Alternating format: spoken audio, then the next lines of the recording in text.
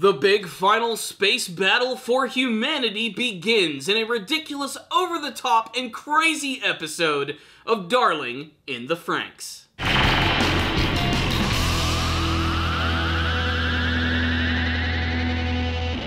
If you were expecting Darling in the Franxx to get any less weird, well, prepare to be disappointed by this episode, as this one just went crazy. In fact, this entire episode, in many ways, kind of seemed like an homage to the mecha genre in general. I got a lot of Gundam and Robotech vibes from watching this episode, and that's because all of our characters are now in space, and all of their Franxx robots have been equipped with space equipment, which allows them to move around at high speeds. They even get some brand new weapons, and even some of them have some cosmetic changes, like Zerome and Miku's mecha, which now has a ponytail. Isn't that freaking adorable? Well, they use that adorable power to take their giant spears and stab it right through the Verm's heart. This is the beginning of the big final confrontation with the alien force in this series, and if you've watched a lot of mecha anime before, especially those that take place in space, a lot of this is going to look very familiar. That being said, I'm enjoying everything that's going on here. It's absolutely nuts in the best way possible, and if anything, it's really nice to look at. I think the color scheme is what really sells this episode right here, and gives it a more distinctive flavor than some of the other mecha shows that I've actually seen before. The blacks, the purples, the reds, the pinks, they all absolutely pop right off the screen in this episode. But this one right here is all about Hiro and his friends desperately trying to make their way to Strelizia so that they can get 02's brain back. And this way they can take control of this massive robot and bring the power and force to the Verm themselves. And it's all a big build-up to that, and this episode is filled with everything that you would expect, which is watching these characters fight against the Verm, having big intense action scenes where ships are exploding and missiles flying all over the place. It's just a spectacle, a giant epic space battle of ridiculousness. But there's still a little bit more to this episode than meets the eye. I think some of the strongest elements of this episode, as cheesy as they actually are all of the scenes with Kokoro and Mitsuru, who are going to stay behind on Earth because, one, Kokoro is preggers, and Mitsuru feels that he is somewhat responsible for taking care of her. At least that's the way it seems at first. It's not until the end of the episode that he truly reveals his feelings yet again. Even though their minds were erased, he desperately still feels something and wants to do everything in his power to fight for that love yet again.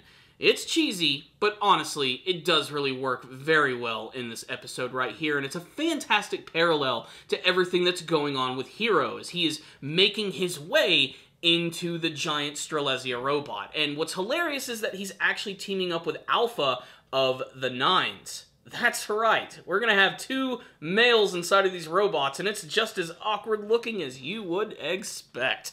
But because the Nines are actually clones of 02, he's actually able to pilot with him really well. But when they finally make their way to the Strelizia robot, they're met by this giant purple Verm giant who just absolutely destroys them.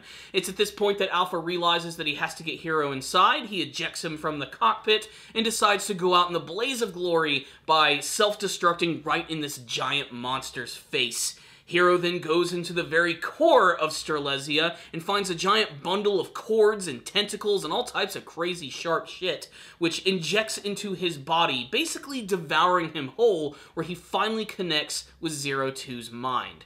We go through a lot of these really trippy imageries of them like going through the book and seeing all of the pictures, and 02 constantly rejecting Hiro in this moment, knowing that they'll never truly be able to be together.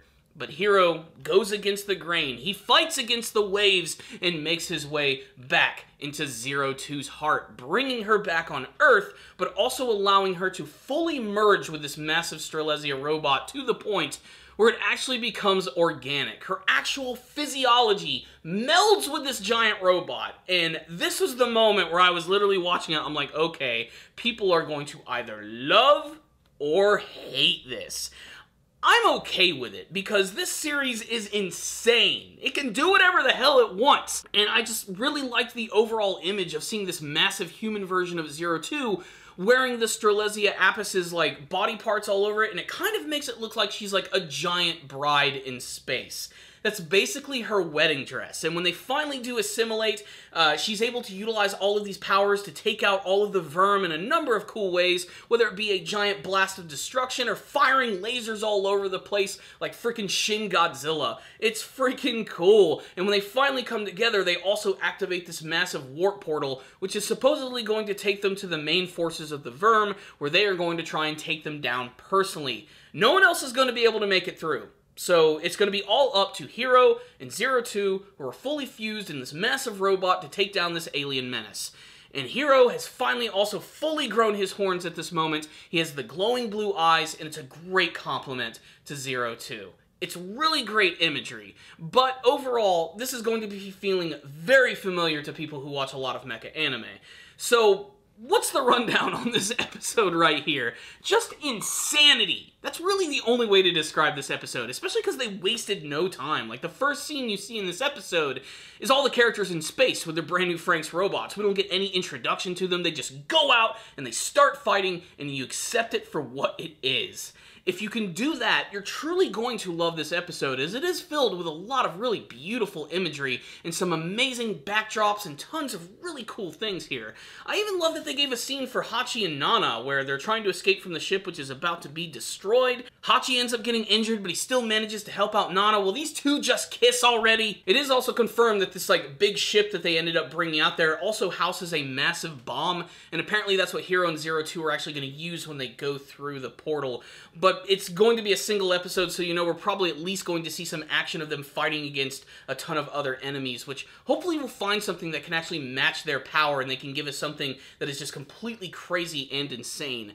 I don't know if Hiro and Zero Two are actually going to make it out of this alive. Like, this could be like the final moment for these characters, which could be very poetic, but I would like to see them at least come back to Earth so that we could see the beginning, at least, of the brand new society on the planet. There's still the possibility, I think, that this could lead to more in the future, but I have a feeling that they're probably going to try and wrap up everything right here. It wasn't fully what I was expecting, or maybe even what I was wanting from the finale of this show, but for what it is, I still am enjoying it, and I can still understand why a lot of people are not gelling with Darling in the Franxx with some of the choices that it's making. But still, I don't know, just as far as pure entertainment value goes and artistic standpoint, I think it does look really nice.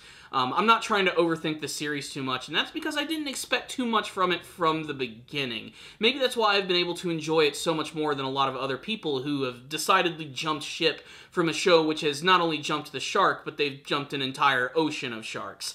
But I'm really looking forward to seeing how it's all going to come to an end. I'm sure it's going to be very beautiful and schmaltzy and action-packed, and that's honestly all I really want from this series at this point. So I'm going to give this episode right here a 4 out of 5. Again, like I said, not exactly what I was wanting, and a lot of the elements of this episode seem like I've seen them in a million other anime series, and they didn't necessarily reinvent the wheel here, but it's still working for what the story is offering, and I have to admit, I didn't expect a scene where Zero Two is going to assimilate with the massive Strelezia Apis and become this, giant half-woman, half-robot thing.